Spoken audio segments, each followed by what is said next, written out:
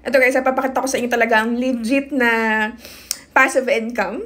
Kasi guys, di ba ako, I've been doing a lot of things in my life. I have businesses, nagko-content creation ako. Nag-social life ako, nag-webinar ako every Tuesday, nag-financial coaching ako every Wednesday. Inaasikaso ko pa yung CLG. Pati yung sa progress ni Unique Skin, of course, inaasikaso ko rin. So, sobrang dami ko inaasikaso in a day. And yet, meron akong kinikita through Forex. Kahit wala akong ginagawa sa kanya, kahit naka-invest lang yung pera ko dyan. So like yan, tignan nyo siya ha. Ito yung kinita natin. So, nagkaroon tayo ng 291.52 USD na kita. And guys, sobrang passive lang niya kasi hindi naman ako nag-trade yan eh. Kumbaga, nakikopy lang tayo ng trade niyan. So, right now, meron tayong total asset na 3,000.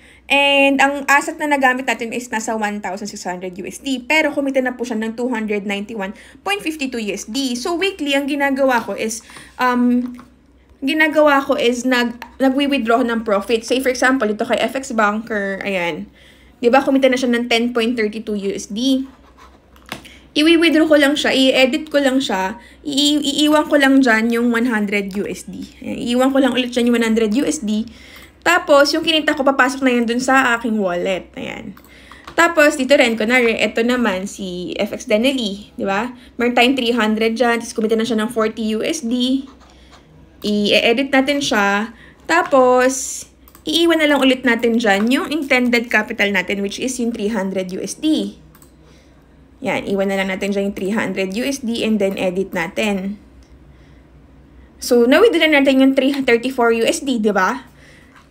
So, instantly, nagkakaroon tayo ng passive income. And then, next is, kunwari, ito kay Pension EA, o meron tayo dyan 78.62 USD, di ba? So, pwede rin natin yan i-copy. Pwede natin i-withdraw yan. So, iiwan ko lang ulit 300 USD. And then, edit lang ulit. So, pumasok na rin yun sa account natin.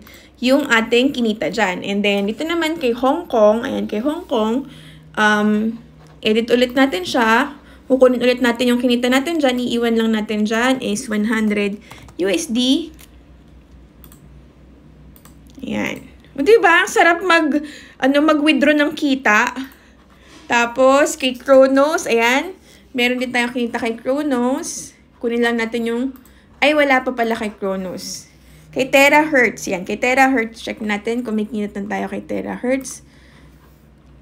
Ayun, meron tayong $58. O, diba? Iba lang ulit natin yung 300 USD and then edit natin. And success, ayan. O, diba, na-withdraw na natin siya. Ilan yung nakuha nating profit dun, guys, diba? Tapos, papasok lang po yan dito sa finance. And then, papasok lang po yan dito sa ating account. Ayan. So, yan yung mga accounts natin. Diyan po pumapasok yung mga withdraw natin kanina. Yes po. Bakit po?